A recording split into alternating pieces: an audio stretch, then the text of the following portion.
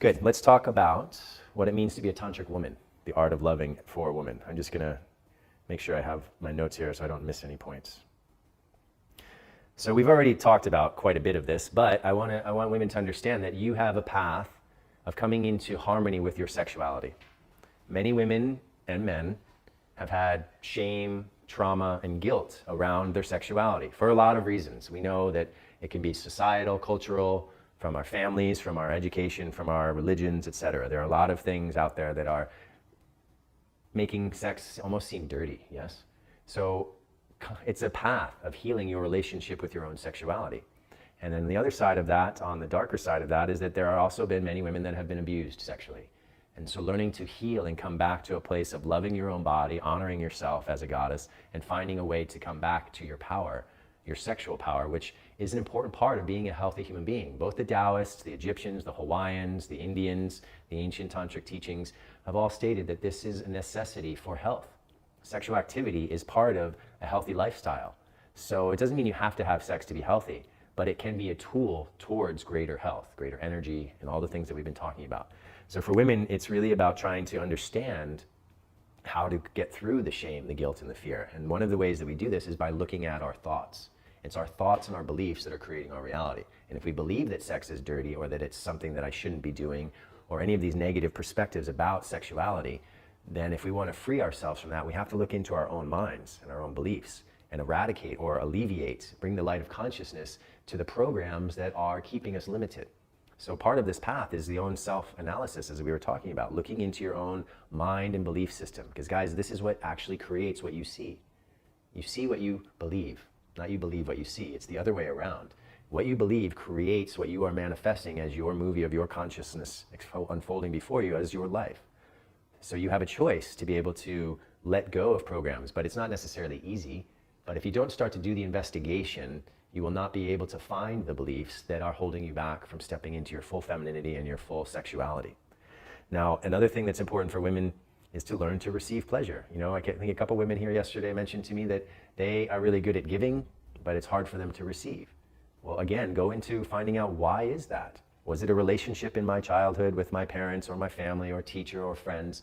And bring the light of awareness into the sources, the roots of these beliefs, and see them as they are, as being not related to the truth. You know, we create a story around an experience, and then that story guides our lives. So it's important to find out, where did that story come from, so that we can free ourselves from these stories that are actually limiting us. The other thing is communication with the partner. Some women are shy, some men are shy. Without communication, it's impossible to go deep. And we have fear. What if I say something that upsets him or her and they leave, or they judge me, or they reject me, or they criticize me? Well, if you can't be honest with your partner, if you can't be transparent and authentically yourself, and that partner would go away, that's not the right partner for you. If you want to really go deep into happiness, health, love, spirituality, honest communication with yourself and everyone around you is a fundamental building block to experiencing a deeper sense of love for yourself and the world around you. So I think I've tried to make this clear. Communication is essential to this path. It's really essential to any path that, if you want to be successful in it, but we have so many fears, and it's the fears that are stopping us from really experiencing life at the fullest level, the highest degree. Look at your fears, find out what they are, and start to investigate them. Because most of those fears are caused from an experience, many of them, if not a program that someone has told you. But many of our fears come from a negative experience, especially in youth. And then we develop this wall around us that prevents us from letting things in and expressing the beauty of our true nature. Find out who you are. Find out what it is that makes you who you are. And then you can evolve consciously out of the things that are stopping you from living in a full state of love. The other thing is to, as we've already said, but I want to highlight it again, train your muscles, ladies. Use the yoni egg, use Kegels, do self-pleasuring. If you really want to experience the highest state of consciousness-changing bliss, it's your responsibility. It's not your partner's responsibility. Nobody can do this for you.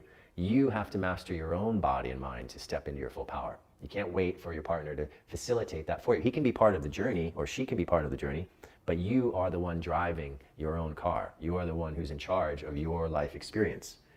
The other thing is to try to get yoni massage. Yoni massage is an amazing healing technique. Remember last night I talked about making the map of understanding between what is happening in your yoni and the sensations, and then you can perceive in the mind what's going on there.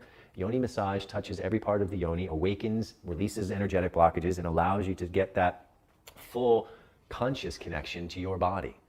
And it's really a good idea to make love as often as possible. I know that sounds like good homework to me, but do it as much as you can, as much as you want to. But tantrikas go to love as a practice when they don't even feel like making love. Because guess what? When you have a headache, or you're irritated, or you had a long day, or you're in a bad mood, that means your energy is stuck. What makes your energy move? Making love. So if you're committed to a loving relationship, or to yourself as a solo person, you heal yourself by making love, and you get closer to your partner each time you make love. So even when you don't feel like it, that's actually a very good time to understand that I need to practice love. It's not about sex and pleasure. I need to come back to opening my heart every day. And one of the best ways to open our heart in an intimate sexual relationship is through making love. Expressing that intimacy and merging with the other is a really powerful way to express love for the other and for yourself.